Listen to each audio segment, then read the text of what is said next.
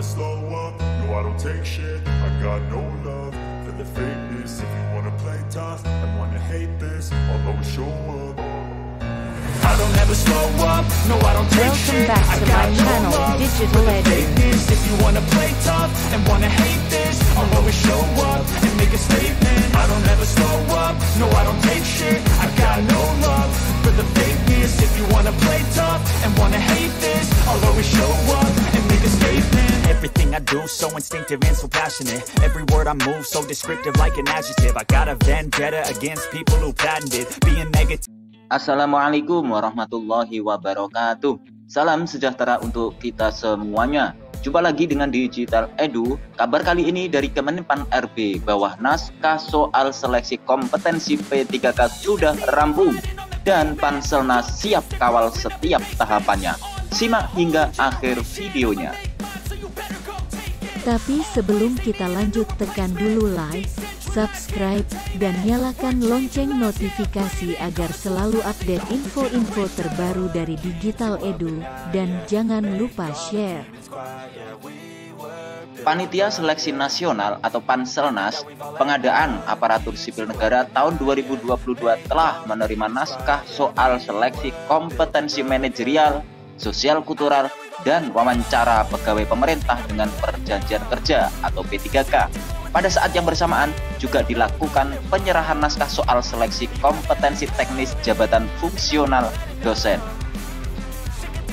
Naskah soal diterima secara simbolis Deputi Bidang SDM Aparatur Kementerian Pendayagunaan Aparatur Negara dan Reformasi Birokrasi Alex Denny dari Sekretaris Jenderal Kementerian Pendidikan Kebudayaan Riset dan Teknologi Suharti di Jakarta, Senin 29 Agustus 2022.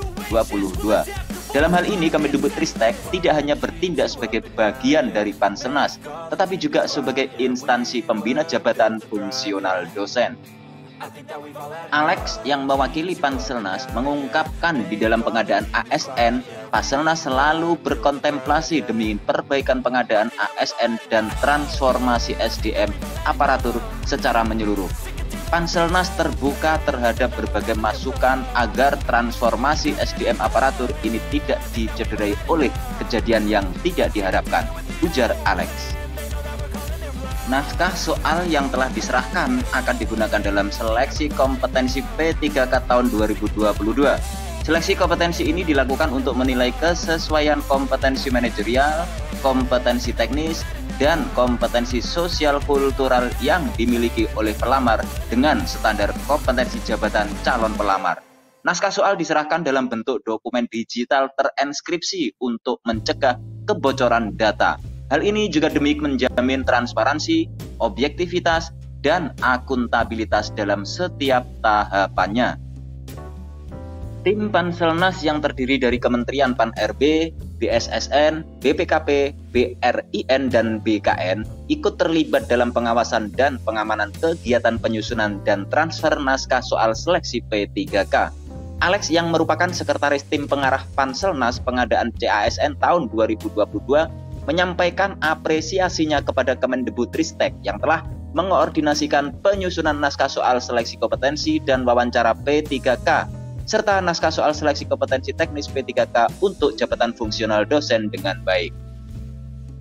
Panselnas diharapkan dapat tetap solid dalam menjaga keamanan dan kerahasiaan soal sejak diterima, ditransfer dari server Kemendikbudristek ke server BKN, dan sampai dengan digunakan untuk proses seleksi nantinya.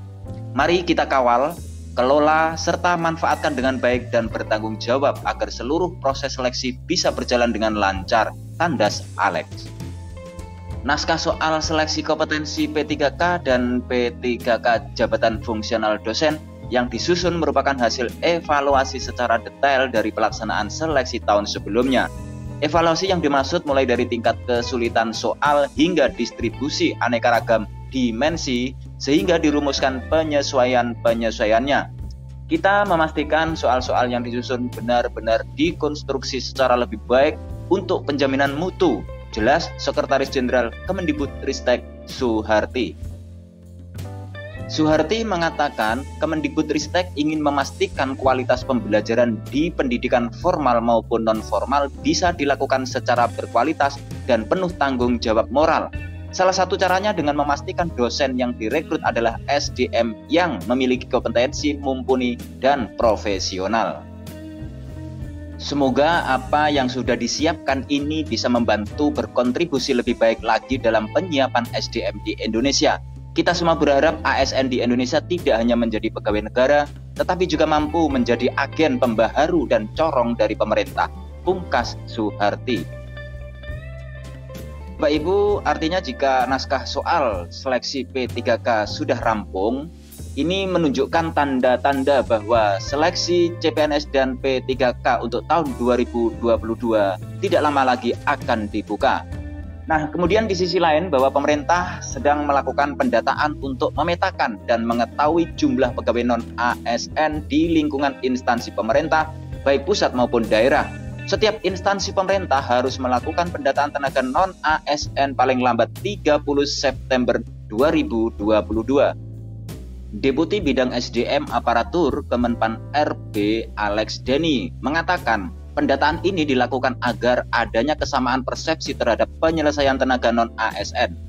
Perlu diingat, pendataan ini bukan untuk mengangkat tenaga non-ASN menjadi ASN tanpa tes, namun untuk mencari solusi atas persoalan ini. Masing-masing instansi pemerintah agar mempercepat proses mapping, validasi data, dan menyiapkan roadmap penyelesaian tenaga non-ASN, terang Alex. Harapannya sosialisasi ini sekaligus bisa membangun komunikasi positif atas penyelesaian tenaga non-ASN di lingkungan instansi pemerintah. Alex mengungkapkan PLT Menteri Pan-RB Mahfud MD sudah mengimbau pejabat pembina kepegawaian instansi pemerintah pusat dan daerah untuk mempercepat inventarisasi data pegawai non-ASN dan menyampaikan data tersebut ke BKN paling lambat 30 September 2022. Himbauan tersebut tertuang dalam surat Menteri Pan-RB nomor B/M.TTSM.01.001.00/2022 tanggal 22 Juli 2022 tentang pendataan tenaga non-ASN di lingkungan instansi pemerintah. Bagi PPK yang tidak menyampaikan data pegawai non-ASN sesuai dengan ketentuan yang sudah ditetapkan, maka dianggap dan dinyatakan tidak memiliki tenaga non-ASN. Penyelesaian masalah tenaga non-ASN tidak bisa dilakukan dengan solusi tunggal. Penataan tenaga non-ASN harus diselesaikan sesuai dengan kebutuhan masing-masing instansi. Jadi harus ada keseimbangan antara efektivitas organisasi, ketersediaan anggaran, dan kebutuhan.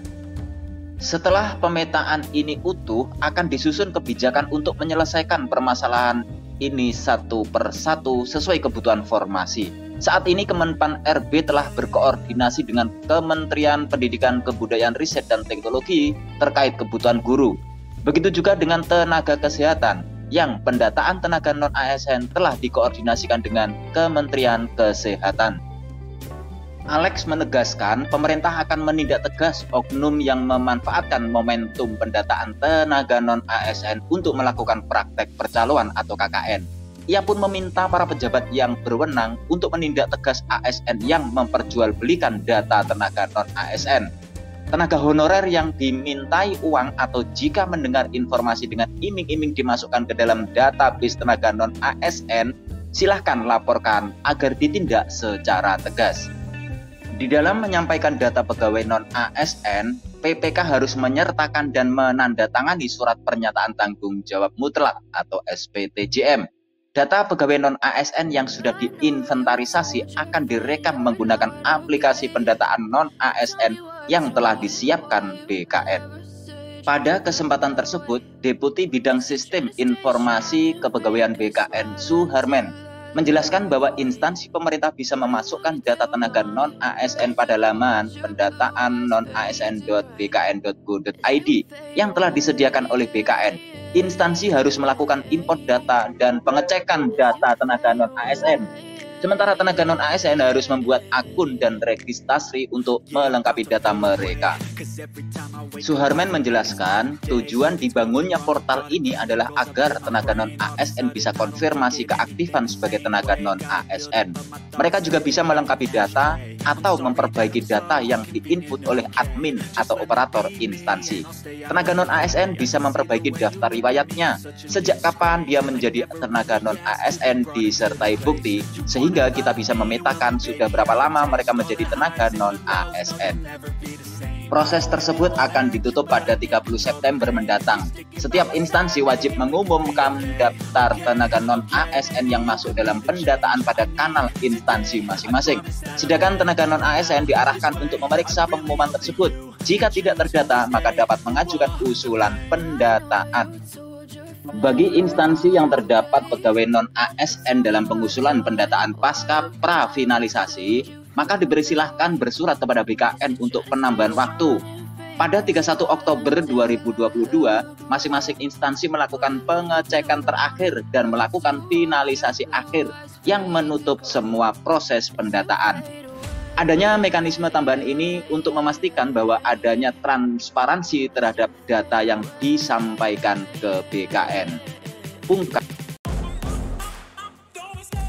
Demikian kabar yang dapat kami sampaikan. Semoga informasi ini bermanfaat. Terima kasih Bapak Ibu semua. Terima kasih Bapak Ibu sudah menonton, like, comment, and share. Serta nyalakan lonceng notifikasi agar selalu update. Serta nyalakan lonceng notifikasi agar selalu update. Semoga kita diberi kemudahan dan kelancaran baru dari Digital Edu. Diberi semoga kita diberi kemudahan dan kelancaran dalam umur. Saya mewakili Digital Edu. Kemudian jika ada diberi kesehatan dan mohon undur diri. Saya mewakili Digital Edu. Mohon undur diri. Sekian, wassalamualaikum warahmatullahi wabarakatuh. Sekian, wassalamualaikum warahmatullahi wabarakatuh. Demikian kabar yang dapat kami sampaikan.